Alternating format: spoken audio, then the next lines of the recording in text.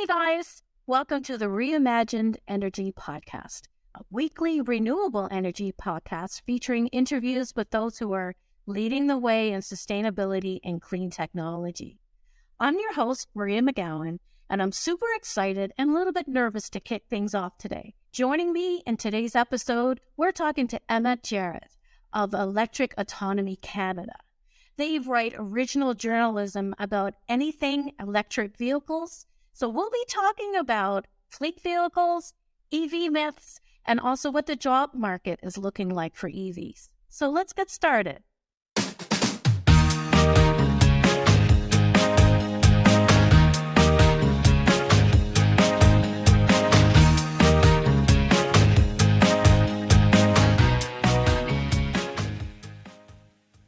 Hey everyone, thanks for tuning in. I'm here with Emma Jarratt, Executive Editor at Electric Autonomy Canada, who loves to write and talk about anything supply chain, zero emission, and also anything electric that moves. So thanks for joining me today, Emma. Great to have you here. Great. Nice to be here. Thank you. Awesome. So you're with Electric Autonomy. And so tell me a little bit about what your organization is and what your plans are for the future. We're a business-to-business news platform covering zero-emission transportation. So anything from one wheel, theoretically, to a jumbo jet that runs on zero-emission fuel, in quotes. That can be including battery electric, hydrogen, and we even cover a little bit of alternative fuels for lower carbon emitting purposes. Interesting. So you do a lot of original journalism. All the stories and emails that you write are all done by you guys. Yeah. It's amazing. Because I'm an early adopter of electric vehicles. And so early on, I remember following Electric Autonomy and reading your articles that you're writing. And you're really grasping the future. And you're also very much doing a great job covering what's happening in Canada. And so, it's really great. So the early adopters, like me, 3.5 years, I guess that's early enough. But, there was a lot of curiosity. There was a lot of people who were like, oh, wow, look at your car and asking questions, and people were passionate and excited. So I'm finding there's a little bit of a change, but I just want to hear it from you. Like, what are today's EV owners like?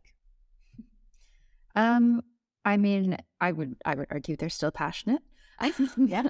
about their choice to go zero emission transportation. But really, the short answer is they can be anybody. I think several years ago we were seeing, a really specific slice of society, not only able to afford EVs, but living in an area where they could have access to stock and had the time to educate themselves. Now I think EVs are becoming more accessible to a wider group of people.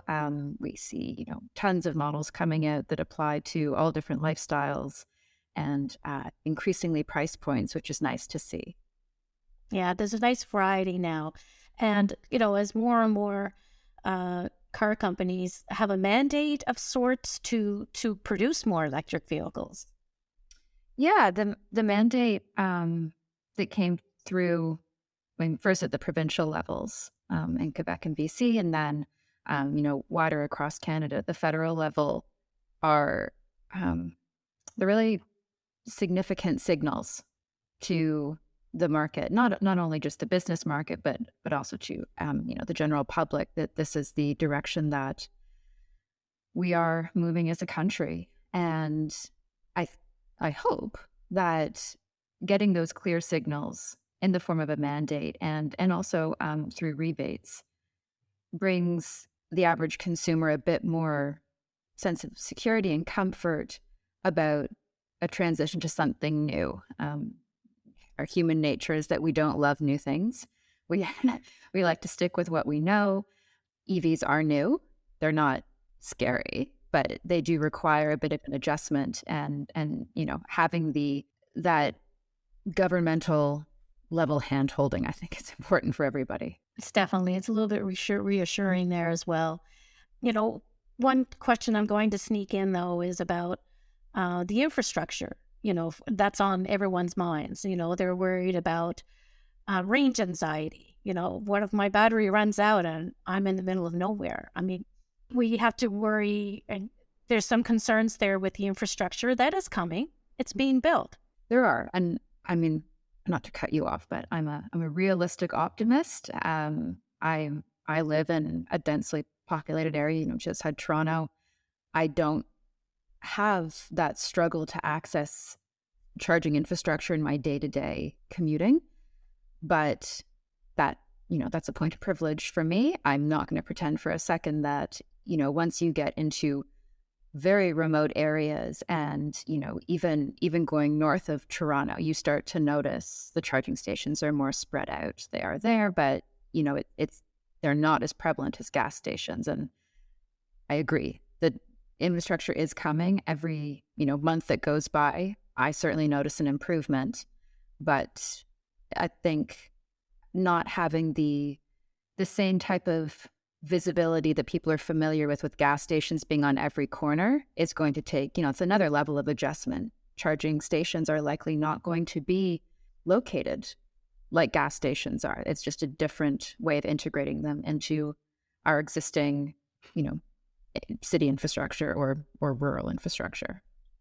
Exactly. And that's one of the things that often the recharging stations are kind of attached to existing, stations as well, gas stations, but they're often somewhere, usually around near a restaurant or somewhere like that. Because if you're going to be there, you're going to be there for a few minutes, not just, gas up and go. So it's really, it's great. I mean, I have no regrets having an electric vehicle, and I think I'm dedicated for life for as long as they're around.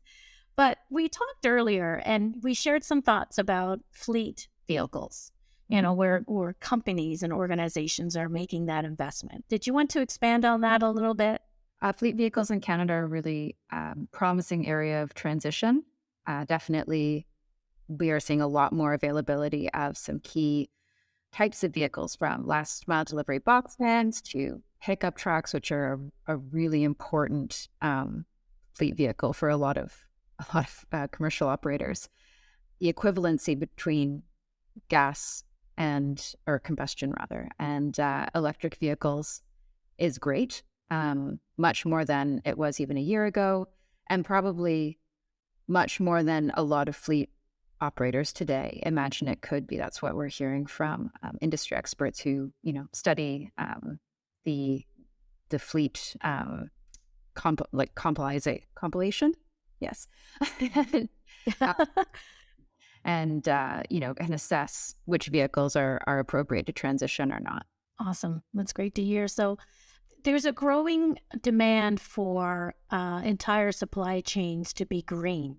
So do you want to expand on that a little bit?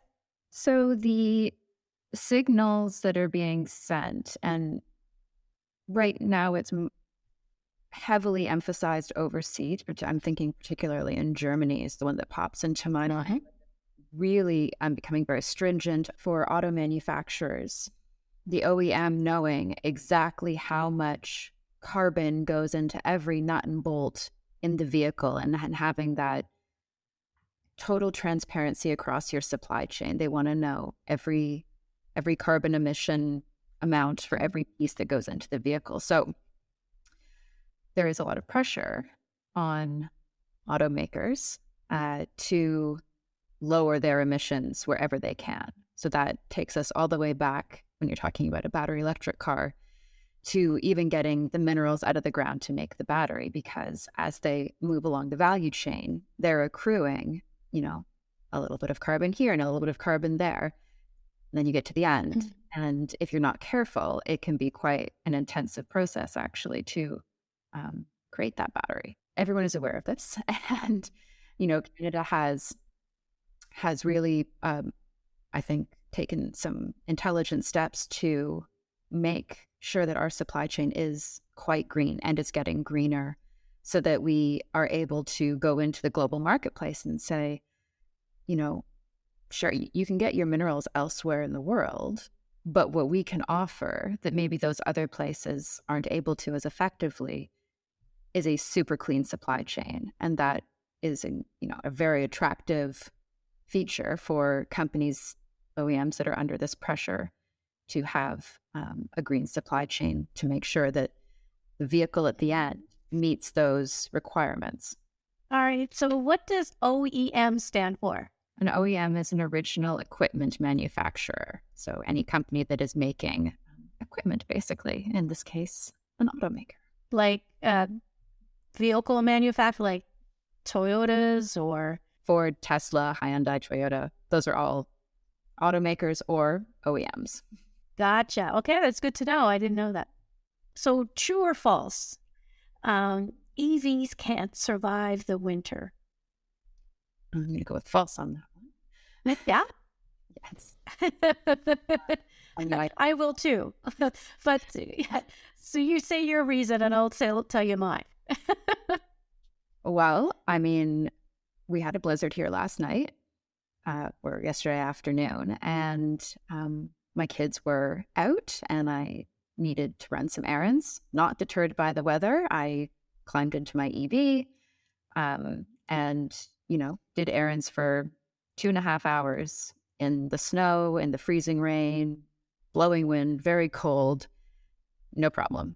I'm a one-car family. It's, EV or nothing. And I've never had a problem actually getting around in my EV in the winter. And we have, extreme temperatures here. We do. Not as extreme Edmonton, but no, but it's all about preparation. I think when you have an electric vehicle, you'll kind of learn the tricks along the way, and you're watching your consumption, and you're always watching your battery percentage and how much you have. So if you know you're going to be making a lot of errands in the afternoon, charge up in the morning or charge up the night before. So you're just kind of thinking ahead a little bit, and that's fine. I used to really, I was very freaked out when I first had my car about, the range. And then, it took a couple of weeks of just driving around to realize that I actually go nowhere. my daily commute, even with running kids around, with doing errands, the odd trip I'll have to take that's a bit longer to get to, a press conference across the city, it can all be managed. Again, coming from a place where I do have access to a lot of public charging, which is nice, and charging at home, which is I'm really lucky. It's not something that I find as a struggle. I think that actually probably the thing I forget to do the most is just put the car in the, plug it in at the end of the night or so the charge is over, and then I wake up in the morning and I'm like, oh, I forgot to do that. But it's not really much different than a gas car. Even, there's a whole battery maintenance component with owning an EV where, when it gets to a cold temperature, it's better for the battery if you keep the car plugged in overnight, just trickle charge it. And I think that some people, when they hear that, can think, oh, that's so annoying. I don't want to have to do that. And that's an extra thing at the end of my day when I'm already busy. And the thing is, though, if you're fortunate enough to have a garage or a covered spot where you're going to put your car anyway, or even a driveway, it's nothing to just plug it in at the end. You're finished for the day. No, plug it in, and it's actually not that much of an onerous step. It's really not. You plug in your iPhone, you plug in your car. It's kind of the same now. Yeah. So it's just that it's getting over that mental hurdle of rejigging your life so that you don't go to the gas station, which actually, when you think about it, saves you a tremendous amount of time in and of itself. If you're going to the gas station 2 or 3 times a week, it's a 5-minute, detour each time. Those minutes, exactly, you do it over the year, start to add up, and you're really just getting time back. Yeah, exactly. No, that's very important. So with electric vehicles and with fleets and, with supply chain, there comes probably a lot of job opportunities that are out there. there's going to be people who need to fix, or even though there's not a lot of moving parts, but you know, it's probably a really great career path to take. It absolutely is. I just moderated a panel a couple weeks ago talking about that exact issue. And really, the point we're at now is that if you are a student looking to either choose your university program or you're graduating from a trade, you're in a really good spot. We are in a talent vacuum right now where everybody is looking to just hoover in young, talented, skilled people who understand everything from, how to install an EV charger, on the electrician side, all the way through to quantum computing, where, that technology is being used to test battery mineral compositions to hopefully make the next generation batteries in Canada. It is definitely an employee's market in terms of finding a job in this industry. And it's not just with cars. This isn't just about working with vehicles. This includes, utilities and engineering, mining, even trade relations.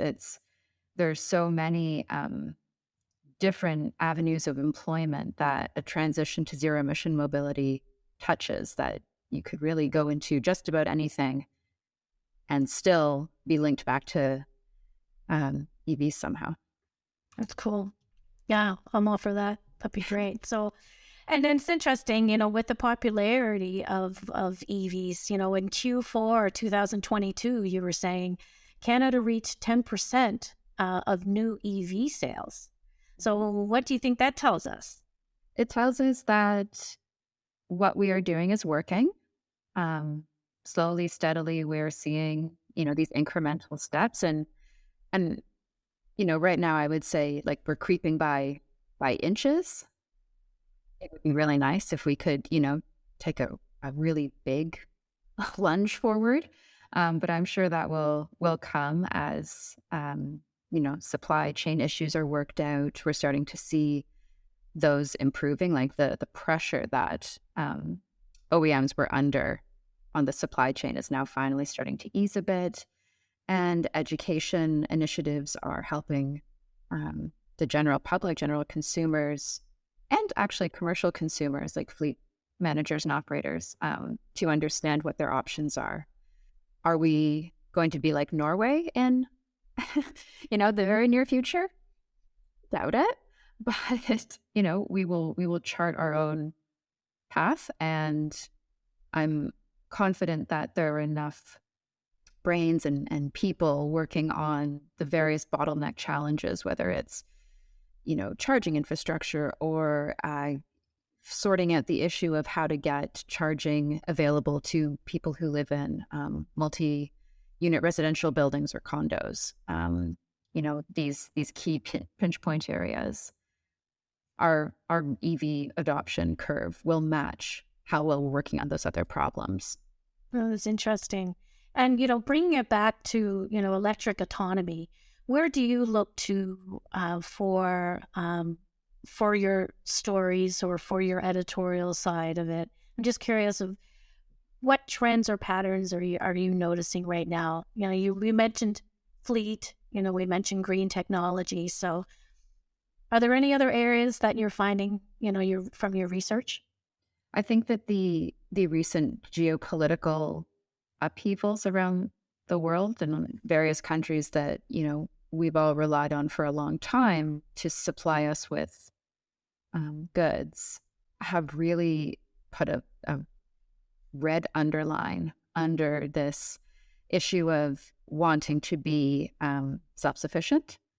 So our supply chain is having a lot of work done on it right now for EVs, yes, but also a lot of other goods and services. So I think that is a trend that I'm seeing, that, there's an enormous amount of time and energy and money being put into shoring up our supply chain and bringing as much of it back within, our borders as we can. And then as well, drawing in countries that, maybe didn't know or didn't see that Canada as a viable place for them to do business, drawing them in to say, hey, look, we have some extra space. It's finite. So if you want to get in now. But we're a great place to set up your piece of the puzzle, whatever it is. Right. And in terms of other trends, I think that, and where we get our stories, a lot of it is very organic. It's responding to queries that people send in to us about, struggles they're having with their EV, or questions that they have about EVs in general, or lots of questions about supply chain accountability. That's the other, I think for a lot of people, we were talking about what motivates, what the average customer is for an EV. And everyone has their different motivations, but I think a lot of people choose an EV because they feel it's the healthier choice for them, for the environment. There's a real, environmental conscious attached to it. So they want to be sure that, they actually are making a purchase that's going to support a healthier, greener world. And those are great questions. That it's challenging for us to track down the answers. I think for me, at least, I'm always smarter when someone has written in and asked a question and, pushed back on something, or just given a different angle on the topic. And, we're one of those news platforms that likes to individually go through each comment and respond as best we can. We feel that our role in this is, an educational resource. Yes, news is all about disseminating information and, highlighting the actual raw news that's happening. There was a press conference, or there was a, ribbon cutting.